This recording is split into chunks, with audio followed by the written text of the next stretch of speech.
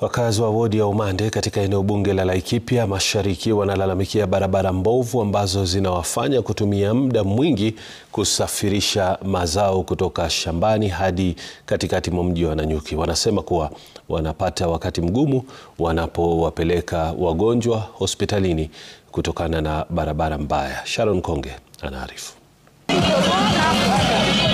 Barabara hii ilipozinduliwa miezi 7 iliyopita, msisimko uliwagubika wakazi wa hapa. Safari ya kusubiri kwa zaidi ya miaka 30 hatimaye ilikuwa inafika tamati. Wakazi wakishangilia mabadiliko, wakiwa na matumaini kwamba wataweza kutafuta mkate wao wa kila siku bila shida nyingi kama ilivyokuwa hapo awali.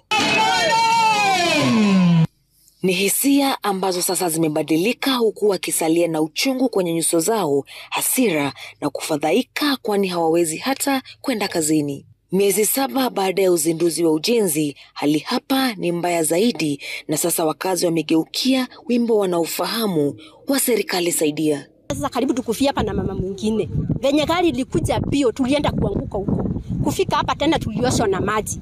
Mimi nikitoka kwangu naingililia kwa kichaka sababu hii gari barabara kuingia kwangu ni matope tupu. Ingine iko huko barabara, alituambia atatutengenezea, hatatengeneza. Hao watu wa pikipiki nao akibeba sasa mama mzee wa muanguze. Huyu mtu hii mimi anatafuta atanunua hunga ya kwake ama ni shosho atalea. Mvua kubwa inayoendelea kunyesha inawatatiza watu wengi, hasa wasafiri katika maeneo haya ya mashinani. Wakazi wanalalamika kuhusu barabara mbovu ambayo inawatatiza kutoka kwao wakielekea mji wa Nanyuki. Naendanga kazi hapa Equinox. Asubuhi nikipita hapa lazima nikuwe na gumboot ndio nikivuka pande hii nivae viatu.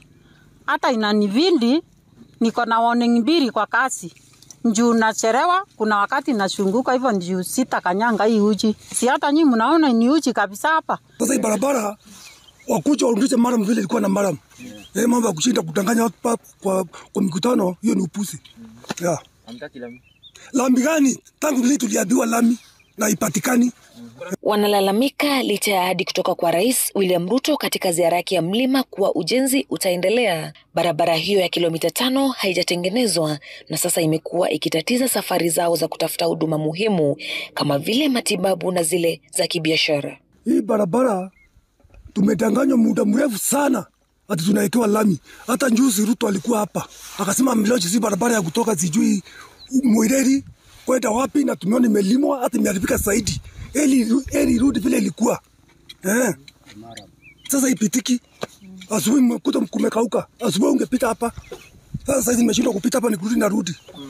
Ina safu hapo kwetu center na ina safu kule juu, kuna kwingine kule juu kuna lodges na Oldaiga na kule kwingine na Machabas inaitwa kina KC na hatusaidiki. Sasa hii watu wanataabika sana, hata wenye wanaenda Machaba kule wengi wao wamefutwa kazi kwa sababu barabara hatuna. Huku wamesalia na matumaini kuwa kilio chao kitasikika na ujenzi utaendelea ili kuwarahisishia shughuli zao za kila siku. Sharon Konge, Runinga Citizen, County ya Laikipia. Tupate matangazo ya kibiashara, tutarejea hivi punde.